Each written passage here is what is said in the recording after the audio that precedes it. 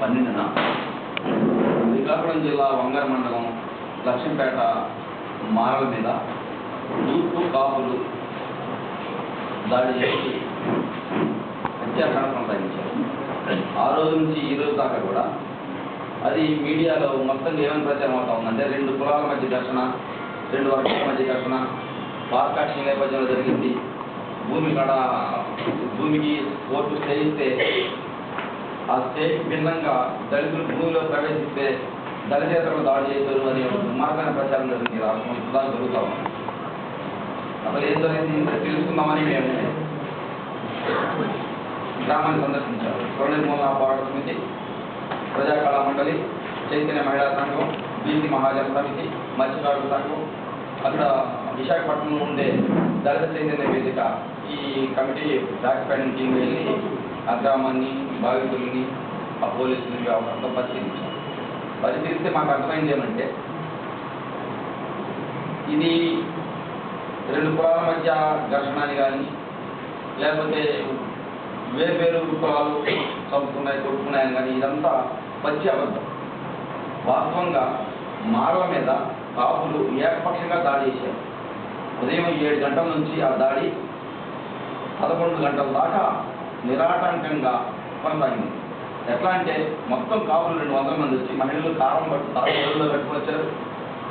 మొత్తం పురుషులు గంటగొడ్డలు, కత్తులు, పరిస్థితులు తీసుకువచ్చి ఉదయాన్నే సత్యాన్నం తినే వాళ్ళు ఇళ్లలో ఉంటే లాక్కొచ్చి బయట ఆళ్ళ మీద 2, చేతుల మీద 2 నిలబడి వాళ్ళని కత్తులతో బల్యాలతో పొడిచారు, గుడ్డుల్లో పొడిచారు. ఒక బాడీ సంగమేశ్వ అనే ఆయన బాడీలో 42 కట్టిపోతున్నాయి. పోస్ట్ మార్టం రిపోర్ట్ వచ్చిందండి. నలుగురు ఎవరైతే హత్య చేయబడ్డారో ఆ నలుగురు గుడ్డులను టార్గెట్ చేసుకుని కనుగుడ్డులో పొడిచారు.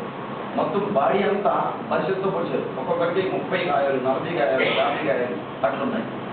మొత్తం పారిపోయే వాళ్ళని బాంబులేసి దాడి చేసి ఈ సందర్భంగా కనీసం దళితులు ప్రతినిధులు కానీ దళితులు ప్రాణభయంతో పారిపోయారు. ఇది 2 కులాల మధ్య ఘర్షణ కాదు. ఇది ఏకపక్షంగా కాపులు దాడి చేస్తున్న దాడికి సంబంధించిన కారణాలు ఏమంటే మొత్తం ఈ లక్ష్మీపేట గ్రామం ఏదైతే ఉందో అది అక్కడున్న ఒక ప్రాజెక్టు, ఒక డ్యామ్ కట్టడానికి సంబంధించిన నిర్వాసిత గ్రామం. అది ఒక ప్రాంతం నుంచి ఇంకో ప్రాంతంలో కట్టేద్దాన్ని మట్టు వలస ప్రాజెక్ట్ కింద నిర్వాసిత గ్రామం. అది ఆ గ్రామంలో కాపులు మారలు పక్కన ఇల్లు నిర్మించింది ప్రభుత్వం. వీళ్ళు మా పక్కన ఉండమైంది, విరివాడలో ఉన్న మారలు ఊర్లో ఉండి మా పక్కన ఉండమైంది అనేది ఒక కక్ష 10 ఏళ్ల నుంచి కొనసాగుతుంది. 10 ఏళ్ల నుంచి ఆ మిగులు భూమి ఏదైతే ఉందో ముంపు కాకుండా ఉన్న మిగులు భూమి 60 ఎకరాలు ఏమో మారలు సాగు చేసుకుంటా ఉన్నారు. మిగిలిన 190 ఎకరాలు కాపులు సాగు చేసుకుంటా ఉన్నారు. మా పక్కన ఉండడం కాకుండా భూమిని కూడా రైతు భూములు కాబట్టి మారలు భూమిని కూడా సాగు చేసుకుంటారా అనే కోపంతో ఈ దాడి జరిగింది. ఈ దాడి జరిగినప్పుడు పోలీసులు అనేక సార్లు 10 సంవత్సరాల నుంచి అనేక సందర్భాల్లో అనేక సార్లు దాడులు చేశారు కాపులు మారల మీద. ప్రతి సందర్భంలో పోలీస్ స్టేషన్లో కేసు పెట్టాలంటే పోలీసులు పట్టించుకోవాలి. రెవెన్యూ కూడా ఈ సమస్య పరిస్థితి ఏమాత్రం శ్రద్ధ. అందుకని ఈ కొత్త వాసుదేవ నాయుడు ఎవరైతే ఉన్నారో మాజీ ఎంపీపీ, ఆయన ఆధ్వర్యంలో మొత్తం కాపులంతా కలిసి మారల మీద దాడి చేశారు. ఇప్పటికి కూడా వారం రోజులు అవుతున్నా కానీ ఉప ముఖ్యమంత్రి పోయాడు, అక్కడున్న స్థానిక ఎమ్మెల్యే కోర్టు మురళి మంత్రి ఆయన పోయాడు. అందరూ స్థానిక మంత్రులు, మాల మంత్రులు, అందరూ ఎస్సీ మంత్రులు అందరూ పోయి అక్కడ ఎక్స్ప్రెషన్లు ప్రకటిస్తూ ఉన్నారే కానీ 71 మంది హంతకులుగా గుర్తించారు. ఉదయం ప్రత్యక్ష సాక్షులు దాచుకొని అందరూ చూశారు. 71 మంది ఈ హత్యాకాండలో పాల్గొన్నారని పేర్లు, తండ్రి పేర్లతో సహా ఎఫ్ఐఆర్ రిజిస్టర్ అయింది. కానీ ఒక్క ముద్దాయిని కూడా ఇంతవరకు కష్ట చేయాలి. కొత్త సత్యనారాయణ అనుచరుడు ఎవరైతే ఉన్నారో కొత్త వాసుదేవరావు, ఆవు శ్రీనివాసరావు అనే ప్రధాన నిందితులు, సోదరులు, పాత్రదారు వీళ్ళని అరెస్ట్ చేయకుండా కేవలం ఎక్సైజ్తో కాలం గడపాలని ఈ ప్రభుత్వం చూస్తూ ఉన్నది. మాదికి సంబంధించిన నాయకులు, ఎస్టీ రిజర్వేషన్ మీద పదవులను చూస్తున్న మాదికి సంబంధించిన నాయకులు ఎవరైతే ఉన్నారో వాళ్ళు ఈ సంఘటన నైతిక బాధ్యత వహించి రాజీనామా చేయాలి. ఉప ముఖ్యమంత్రిగా ఉన్న దామోదర్ రాజీనామా, కోండ్రు మురళి కానీ ఈ సంఘటన నైతిక బాధ్యత వహించి రాజీనామా చేయాలా. ఏమాత్రం ప్రజాస్వామ్యం మీద విశ్వాసం ఉన్న కిరణ్ కుమార్ రెడ్డి ఈ ఇంతటి నరమేధానికి పాత్రదారుడైన నరమేధ హంతకులుగా రక్షిస్తున్న పిసిసి అధ్యక్షుడు కొత్త సత్యనారాయణ పదవి నుంచి తొలగించాలని మేము డిమాండ్ చేస్తా ఉన్నాం. ఇంకా అక్కడ ఉన్న విషయాల్ని పరిశీలించిన వాళ్ళలో ఊసా గారు ఉన్నారు.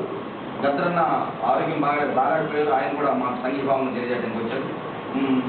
భవిష్యత్తులో మేము ఒక ఉద్యమం తీసుకుంటే ఆ ఉద్యమంలో అన్న కూడా ముందుంటామని చెప్పి వాగ్దానం చేశారు. ఇప్పుడు ఊసా గారు మాట్లాడతారు.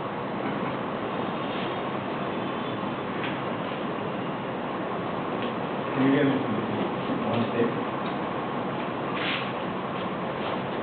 నిర్మూలన సంఘం అధ్యక్షుడు విప్రభాకర్ రిపోర్టింగ్ పరిశీలిస్తే లక్ష్మీపేట మాల దళితులపై దాడి వివరాలు ఎన్ని చెప్పినా దాడి లక్ష్యం ఏంటంటే పునరావాస గ్రామంగా ఏర్పడినటువంటి లక్ష్మీపేట అక్కడ కట్టిన ప్రాజెక్ట్ తాలూకు రిజర్వాయర్ ముంపు నీటికి గురవుతున్న ప్రాంతాలు ఖాళీ అయిన గ్రామం మరొక చోట పునరావాసం ఏర్పాటు. ఈ పునరావాసం ఏర్పాటు చేసుకున్న గ్రామం మామూలు ఊళ్ళల్లో ఊరు బయట వాడు ఉంటుంది. ఇక్కడ వాడ ఊరు ఒకే చోట కట్టబడ్డాయి. రెండోది అక్కడ 250 ఎకరాల భూమి ముంపుకు గురవుతుంది అనుకొని సేకరించి డబ్బులు చెల్లించారు రైతులకి. కానీ అది ముంపు గురి కావట్లేదు. రోజు రెక్కల కష్టం మీద ఆధారపడి జీవించే దళితులు చుట్టుపక్కల గ్రామాల్లో పనులు లేక అక్కడ ముంపుకు గురి కాని భూమిని ఐడెంటిఫై చేసి వాళ్ళు మళ్ళీ సామాజిక ఆర్థిక న్యాయం ధర్మం ప్రకారం 60 కుటుంబాలు ఉంటే 60 ఎకరాలు మాత్రమే సాగు చేసుకుంటున్నారు. 250 ఎకరాల్లో మిగతా 190 ఎకరాలు 85 కుటుంబాలు ఉన్నటువంటి కాపులు ఒక్కొక్క కుటుంబం 2 ఎకరాలకు పైగా సాగు చేసుకుంటారు. అదేమో రెట్టింపు చేసుకుంటారు. దళితులు మాత్రం వాళ్ళ 60 కుటుంబాలకు తగ్గట్టుగా 60 ఎకరాలు మాత్రమే సాగు చేసుకుంటారు. ఇది ఒక రకంగా మాకు సమాన హోదా సమాన అవకాశాలు కావాలి, సమాన హక్కులు మానవ హక్కుల కోసం ఆత్మగౌరవంతో సాగుతున్న దళిత ఉద్యమం ఇక్కడ సమాన గౌరవమే కాదు సమాన అవకాశాలు కూడా కావాలి అని వాళ్ళ సామాజిక న్యాయం ప్రకారం ఆర్థిక సామాజిక న్యాయం ప్రకారం 60 కుటుంబాలకి 60 ఎకరాలు మాత్రమే సాగు చేసుకుంటున్నారు. అయితే ఈ భూమి ప్రభుత్వాధీనంలో ఉంది, ముంపు గురవుతుంది అనుకున్నారు, గురి కావట్లేదు. కనుక అది సాగు చేసుకునేటటువంటి ప్రయత్నం కాపులు చేస్తున్నట్లే దళితులు కూడా చేస్తున్నారు, దళితులు చేస్తున్నట్లే కాపులు కూడా చేస్తున్నారు. ఇక్కడ వచ్చిన సమస్య ఈ దాడి లక్ష్యం ఏంటంటే వ్యవసాయ కూలీలుగా వ్యవసాయ రైతులుగా ఉండేటువంటి మేము వ్యవసాయం చేయాలి తప్ప మా దగ్గర కూలీలుగా కాళ్ళ దగ్గర పడి ఉండాల్సినటువంటి దళితులు వ్యవసాయం చేయటం ఏంటి? వాళ్ళు మాలాగే వ్యవసాయదారులు అయితే మాకు వాళ్ళకి తేడా ఏంటి? మాది ఎక్కువ కులం, ఇది తక్కువ కులం. కనుక ఎక్కడ ఉండాల్సిన వాడు అక్కడ ఉండకుండా మా పక్కనే ఒకే ఊళ్ళో ఉండటం, మా పొలాల పక్కనే వీళ్ళు కూడా పొలాలు చేసే రైతులుగా మారటం, ఇది సహించలేకపోవడం అనేటువంటి ఇంటాలరెన్స్, అగ్రకుల అహంభావంతో తక్కువ వాళ్ళు తక్కువగానే ఉండాలి, వాళ్ళు ఎదగటానికి వీల్లేదు అని కుల వివక్షతో కుల అణచివేతకు పాల్పడటం కోసం చేసిన దురహంకార దాడి. కనుక ఇక్కడ లక్ష్యం ఏంటంటే వాళ్ళకి పొరుగునే ఒకే ఊళ్ళో ఉన్నటువంటి దళితుల్ని ఊళ్ళోంచి వెళ్ళగొట్టాలి, అలాగే పొలం నుంచి వెళ్ళగొట్టాలి.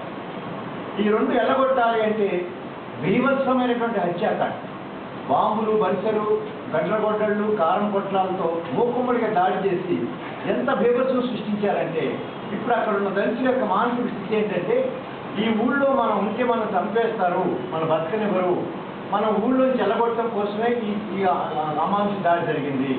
అలాగే పొలంలో మనం వ్యవసాయం చేసుకునేవారు, అక్కడ కనుక అడుగుపెట్టిన ఆగలేసింది అక్కడ పొలంలోనే చంపేస్తారు అని వాళ్ళు భయానంగా భయపడుతున్నారు. దీనికి చిహ్నం ఏంటంటే 4 పోలీస్ అవుట్ పోస్టులు దాడి జరిగిన తర్వాత ఏర్పాటు చేశారు. ఆ అవుట్ పోస్టులు కనుక అక్కడి నుంచి ఎత్తేస్తే వీళ్ళ మీద దాడి జరుగుతుంది అనేటువంటి మెడ మీద కట్టేలాగా భయం వెంటాడుతూనే ఉంది. కనుక ఇప్పుడు తీసుకోవాల్సిన చర్య ఏమిటి? మరి దళితుల తరఫున, మానవ హక్కుల తరఫున, సమాన హక్కుల తరఫున ఉద్యమకారులందరూ చేయాల్సిన బాధ్యత ఏమిటి అనేది 2 విషయాలు తీసుకొచ్చి ముగిస్తాను. ఇక్కడ కేవలం అవుట్ పోస్టులు పెట్టడం కాదు, దళితులు ఏదైతే వాళ్ళకి జనాభా దామాష ప్రకారం కుటుంబానికి ఎకరం చొప్పున స్వయంగా ఆర్థిక సామాజిక ఆత్మగౌరవాన్ని ప్రదర్శించి అక్కడ భూమి దున్నుకుంటున్నారో ఆ భూమిని అలాగే పంచాలి. అలాగే అక్కడ కాపులు ఏదైతే ఆక్రమించుకొని చేస్తున్నారో 190 ఎకరాలు అవి వాళ్ళ సొంతం కాదు, ప్రభుత్వ భూమి అనుకున్నప్పుడు ఎవరికైనా హక్కు ఉంది. అక్కడ వాళ్ళ కుటుంబానికి 2 ఎకరాల చొప్పున వాళ్ళు ఆక్రమించి చేస్తున్న దాన్ని అదే గ్రామంలో ఇంకా ఇతర పేదలు ఉన్నారు. చాకళ్ళు ఉన్నారు, మంగళ్ళు ఉన్నారు, మరి గొల్లలు ఉన్నారు, పద్మశాలీలు ఉన్నారు.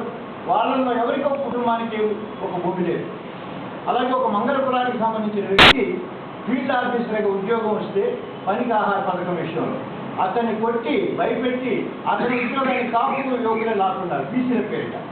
అందువల్ల వాళ్ళు బీసీలుగా చలామణి అవుతున్నటువంటి మేకవాణి పులులు వాళ్ళు బీసీ జాబితాలను తొలగించాలి. అందుకని అక్కడ తీసుకోవాల్సిన చర్యలు 3 మేము ప్రతిపాదిస్తున్నాము. అక్కడ నిర్భయంగా సమాన గౌరవాన్ని, సమాన అవకాశాలను దళితులు పొందాలి అంటే ఆ భూ పంపిణీ దళితులకి కుటుంబానికి 1 ఎకరం ఇవ్వడం కాదు. కాపుల చేతిలో కుటుంబానికి 2 ఎకరాలు ఉన్నాయో అవి లాగేయాలి. అవి కూడా రీడిస్ట్రిబ్యూషన్ జరగాలి. మొత్తం భూమిని అక్కడున్న జనాభా దామాషాకు అనుగుణంగా పేదలకు ఇంటికి ఇంత చొప్పున పంచడం అనేది రీడిస్ట్రిబ్యూషన్ ఆఫ్ ల్యాండ్. అది జరగటానికి పూనుకోవాల్సిన అవసరం ఉంది. ఆ పద్ధతి ఎలా ఉండాలని దళితుల దారి చూపించారు. కుటుంబానికి ఎకరం చొప్పున 60 కుటుంబాలు 60 ఎకరాలు చేస్తూ ఉన్నారు. అదే దామాషా పద్ధతుల్లో అక్కడ భూమి లేని వాళ్ళందరికీ తలా ఎకరం లేదా తలా 2 ఎకరాలు పంచడం అనేది ప్రభుత్వం అక్కడ నుండి చేసి తీరాలి. దానికి పూనుకునే పద్ధతుల్లో అక్కడ స్థానిక ఎమ్మెల్యే రిజర్వ్ నియోజకవర్గం దళితుల నియోజకవర్గం అక్కడ మంత్రిగా కూడా ఉన్నాడు, ఉప ముఖ్యమంత్రి దళితుడు ఉన్నాడు. వీళ్ళు ప్రథమ బాధ్యత కింద వాళ్ళు రాజీనామా చేస్తారా లేదా కదా అట్లుంచుదాం. Take a primary responsibility. మరి చట్టం ఉంది 89లో కారంచేడు చుండూరు ఉద్యమాల మధ్యలో నుంచి దళితుల మీద ఈ శాసనసభలు, మంత్రులు, రిజర్వ్ నియోజకవర్గాల నాయకులు, ఎస్ఐలు, రెవెన్యూ అధికారులు వీళ్ళు ఎవరు కూడా ఈ రాజ్యాంగ యంత్రాంగం రక్షించట్లేదు కనుక మాకు చట్టం కావాలి అని చెప్పి 89లో దళిత ఉద్యమం సాధించుకున్న చట్టం ఇది. ఎస్సీ అత్యాచార నిరోధక చట్టం 89లో వచ్చింది. ఉద్యమం ద్వారా దేశవ్యాప్తంగా దళితులకు ఒక రక్షణ కవచంగా మారుతుంది అనుకున్నాం. ఇవాళ ఆ చట్టాన్ని అమలు చేయని పని ఎందుకు జరిగిందో పరిశీలించి అందుకు బాధ్యులైన వాళ్ళందరి మీద చర్య తీసుకోవాలి. ఈ రీడిస్ట్రిబ్యూషన్ ఆఫ్ ల్యాండ్ అట్లాగే అత్యాచార చట్టం ప్రకారం చర్యలు తీసుకోవడం అనేది చేస్తే అప్పుడు దళితులకు ఒక ఆత్మవిశ్వాసం వస్తుంది. మేము స్వేచ్ఛగా ఇక్కడ మా బతుకు మేము బతకగలమని. అది చేసేటట్టుగా ఈ ప్రభుత్వం మీద ఒత్తిడి తీసుకురావడం కోసం ఈ దళిత ఉద్యమాలు, వివిధ సంఘాలు, అంబేద్కర్ సంఘాలు, ఎస్సీ సంఘాలు, బహుజన సంఘాలు, దానికి సంబంధించినటువంటి సామాజిక శక్తులందరూ కూడా ఒక తాటి మీదకి వచ్చి ఈ పార్టీలకు అతీతంగా, సంఘాలకు అతీతంగా ఈ డిమాండ్స్ను సాధించుకునేదాకా వాళ్ళకి ఆత్మవిశ్వాసం కలిగించాలి. మూడో విషయం, శ్రీకాకుళం జిల్లా నగ్గరవరి ఉద్యమానికి పేరుగాంచినటువంటి చరిత్రాత్మకమైన జిల్లా.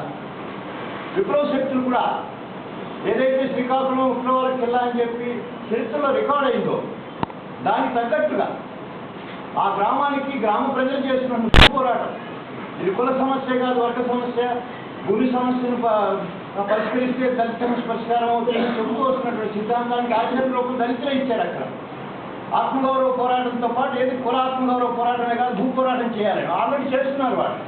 ఆత్మగౌరవ పోరాటం అంటే మేము పల్లెల్లో మాకు కూడా సమాన హక్కులు కావాలి, ఆత్మగౌరవ చేయడం అయితే. రెండోది, కుటుంబానికి ఎకరం చొప్పున మందిని బట్టి పేదలకు భూమి అనే ఒక నమూనాని ఈ దేశానికి ఆర్థిక సమస్యను చూసే వాళ్ళకు కూడా వాళ్ళే ఒక నమూనాన్ని చూపించారు. ఇది ఆర్థిక సామాజిక న్యాయం అనేటువంటి పోరాటం. అది కనుక ఆర్థిక సామాజిక న్యాయ పోరాటం మీ దృష్టిలో భూ పోరాటం అనుకుంటే ఎట్లయినా అనుకోండి. దీనికి సంఘీభావంగా రైతు కూలీ సంఘాలు, విప్లవ సంఘాలు కూడా పెద్ద ఎత్తున కదిలి శ్రీకాకుళం జిల్లాని మరొకసారి ఒక కులవర్గ దళిత బహుజన విప్లవ జిల్లాగా మార్చడానికి పూనుకోవడం చారిత్రక బాధ్యతగా పూర్తి చేస్తా ఉన్నాను. Thank you.